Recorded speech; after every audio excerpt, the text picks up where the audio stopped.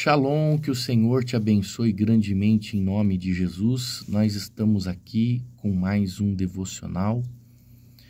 E antes de nós seguirmos aqui com Eclesiastes capítulo 2, é importante que você curta esse vídeo, porque curtindo esse vídeo você vai gerar engajamento. Se você não é inscrito no nosso canal, se inscreva aí no nosso canal para você receber os vídeos quando nós postamos eles aqui. Vamos lá, vamos seguindo?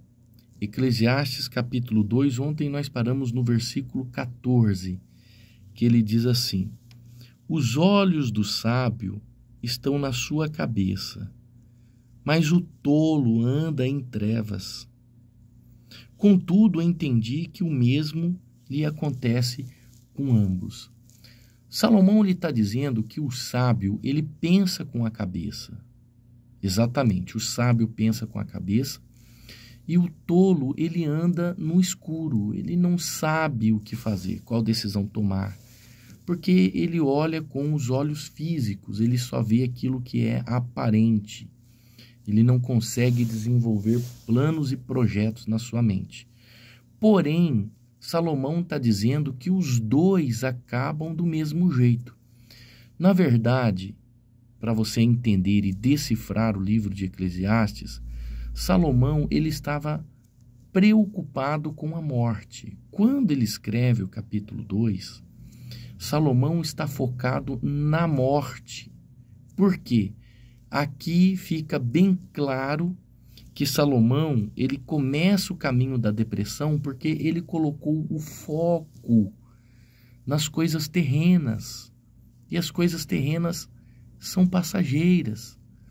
Ao colocar o foco nas coisas terrenas, ele entendeu que tudo isso iria acabar do mesmo jeito que acaba o tolo. Tanto o sábio como o tolo iria encerrar a sua vida do mesmo jeito. Salomão não conseguia entender que os nossos olhos precisam estar na eternidade. É isso que o apóstolo Paulo ensina. É isso. O apóstolo Paulo, ele fala que tolo é o homem, que está focado, que está com os seus olhos nas coisas deste mundo, nas coisas terrenas. Perdão. Então, quando Paulo está dando essa alerta, aqui é 3.000 anos após a morte de Salomão.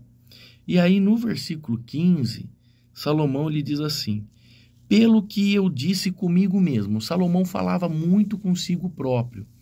Isso é importante, você falar com você mesmo, você conversar com você mesmo. Isso é uma análise, é um processo analítico de você mesmo.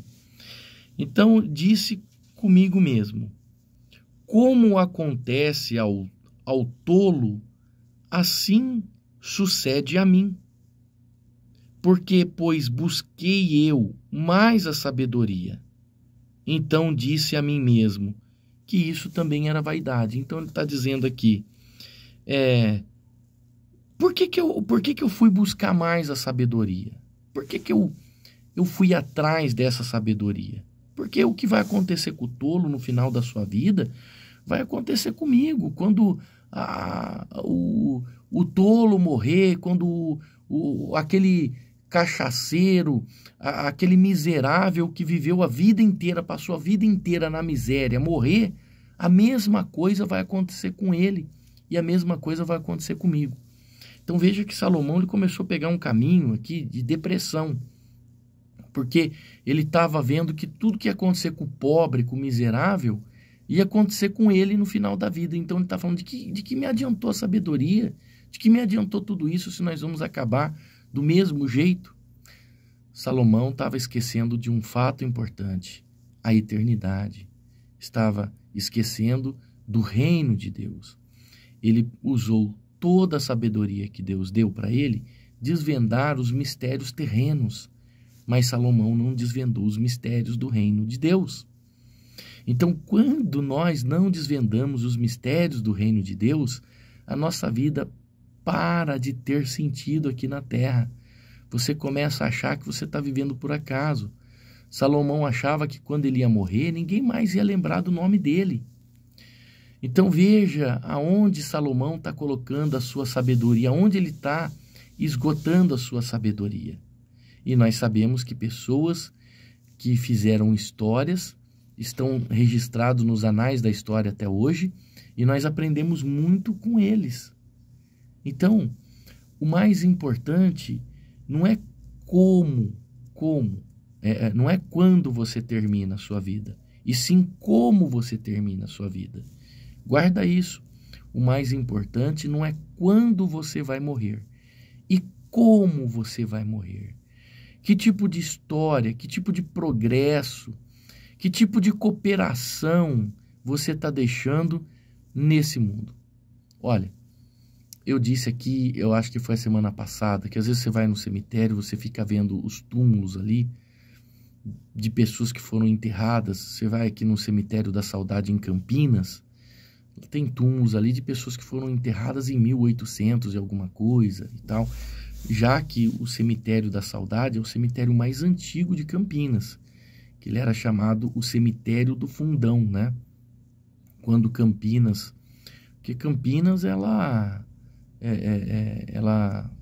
quando veio a febre amarela, os 5.000 habitantes que tinham em Campinas morreram, 90% desses 5.000 habitantes. Tinham corpos e corpos empilhados nas ruas. Então Campinas já foi dizimado por uma praga. E desses cemitérios, né, tanto o cemitério do Rosário, que hoje é a Igreja do Rosário, o cemitério dos Pretos, que esse era o nome mesmo, o cemitério dos Pretos, que é onde era enterrado os pobres e os negros, porque os fazendeiros não queriam, os senhores feudais, dono dos cafezais, o barão do café de Campinas, não queria enterrar os seus familiares no mesmo cemitério que os pobres e os negros. Então o cemitério dos Pretos, que é onde é a Igreja Universal hoje na João Jorge, ali era um cemitério. Ali era um cemitério, inclusive quando foram feitas as fundações para construir o templo da Igreja Universal em Campinas, foram achadas ossadas. Essas ossadas foram transferidas para o cemitério do Fundão. O cemitério do Fundão é o cemitério da Saudade. O cemitério da Saudade tem pessoas de 1800, 1700. É um cemitério muito antigo. Então você fica pensando, quem foram essas pessoas? O que essas pessoas fizeram aqui? Quem são essas pessoas? Né? Salomão, ele estava pensando nisso. Talvez ele olhava para os mortos, o lugar dos mortos, e ele pensava, quem foram essas pessoas? Quem está se lembrando dessas pessoas? Mas nós vamos se lembrar das pessoas que deixaram histórias. Então, o que faz a diferença não é quando você morre, e sim como você morre, que tipo de cooperação você deixou para o mundo. Como Santos Dumont deixou hoje o meio de transporte mais seguro para nós, que é a aviação, né? Como nós tivemos aí mártires, né? Mártires da história que lutaram, o William Tyndale, que traduziu a Bíblia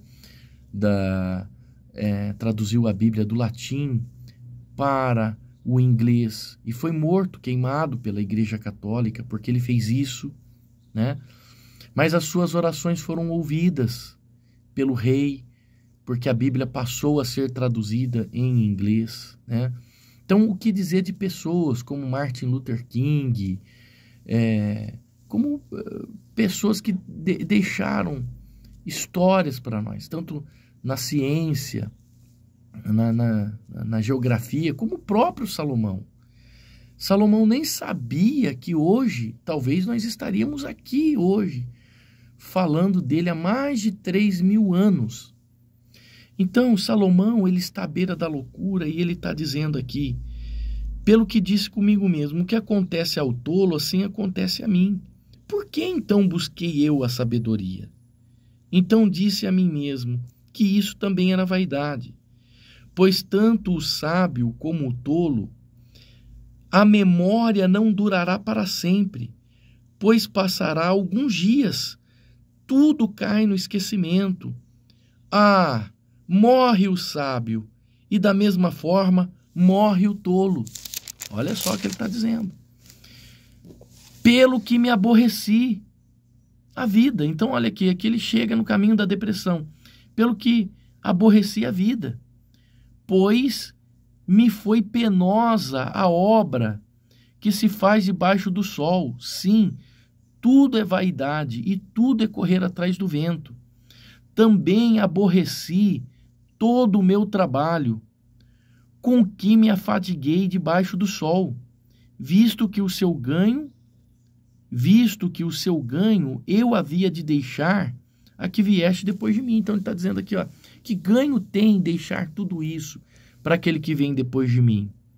Então eu me aborreci pelo meu trabalho, eu me aborreci pela minha vida, eu me aborreci pela sabedoria que Deus me deu, eu me aborreci de tudo isso. Então aqui fica bem claro a confusão mental que Salomão está vivendo. Por quê? Porque ele está focado somente nas coisas aqui da terra. Ele está focado somente nas coisas passageiras. É bem claro a confusão dele quando ele se chegasse à morte. Então Salomão começou a ficar preocupado em morrer. Então está vendo que eram os prazeres que ele vivia? Teve de tudo. Viveu do bem e do melhor. Agora ele iria ter que enfrentar a morte e ele estava preocupado com tudo isso. Então nós temos que estar preocupados com a salvação da nossa alma, no porvir, no reino de Deus e em decifrar os mistérios do reino de Deus. Ah, bispo, então por que prosperar na terra? É importante você prosperar na terra. Primeiro, porque prosperando na terra, você sofre menos. Os seus filhos sofrem menos. Segundo, prosperar na terra ajuda você a cumprir os seus propósitos. E terceiro, prosperar na terra faz você designar recursos para o reino de Deus. Então, tudo que Deus quer é que uma pessoa generosa prospere na terra, porque ela vai designar recursos para o reino dele. Quando Deus decidiu que o templo seria construído, Deus preparou recursos tanto para Davi quanto para Salomão para a construção do templo. Deus pode fazer uma nota. Qual é a nota maior no Brasil? A de R$200? Deus pode fazer uma nota de R$200 aparecer do nada? Deus pode, mas ele não vai fazer. Por quê? Porque ele não é falsificador. A nota que nós temos aqui da nossa moeda, ela é feita pelos homens. Foram os homens quem criou. Então Deus não vai criar uma nota de dinheiro porque ele não é falsificador. Entenda isso. Então Deus ele vai preparar desígnios e recursos para você, para que você honre e abençoe o reino dele. Então, quando Deus ele quer que o reino dele cresça e passe por uma expansão, ele vai preparar para pessoas generosas recursos, porque essas pessoas vão designar recursos para o reino dele. Agora, quem não designa recursos para o reino e para a expansão do reino dele, Deus não vai preparar recursos para essas pessoas. Deus não vai preparar caminhos de prosperidade para essas pessoas. Era isso que Salomão não estava conseguindo compreender e entender. Então entenda, para você abençoar a obra de Deus, primeiro Deus vai te abençoar. Para você designar recursos para a obra de Deus, Deus vai preparar recursos para você. É por isso que aquela pessoa que é generosa com a obra de Deus está sempre recebendo recursos dos céus. Então, Salomão, ele estava preocupado e focado nas coisas da terra e esqueceu naquilo que era eterno. Ele esqueceu de focar no reino de Deus. Que Deus abençoe esse devocional no seu coração. Quero orar por você e pedir que Deus te ajude a você ter foco nas coisas mais importantes, naquilo que é eterno, a salvação da sua alma. Senhor, em nome de Jesus, nós entramos na tua presença nesta manhã, nesse devocional, e ajuda, meu Deus, essa pessoa a entender que o mais importante é o porvir, é as coisas eternas, é o teu reino. Ajude essa pessoa a encontrar, meu Deus, foco, ajuda ela a encontrar propósito no que ela veio fazer aqui na terra, para cumprir os seus propósitos, para que mesmo quando ela não estiver mais aqui, as obras que ela deixou fale por ela, represente ela, mesmo após a morte. Ajude essa pessoa a encontrar um propósito. Sim, meu Deus, ajude ela a sair desse caminho de confusão mental que ela está vivendo, sem descobrir um propósito na vida. Abençoe ela, prospere os caminhos dela, para que ela também possa abençoar e designar recursos para a expansão do teu reino. Que assim seja, em nome do Senhor Jesus Cristo. Amém. Deus te abençoe. Shalom.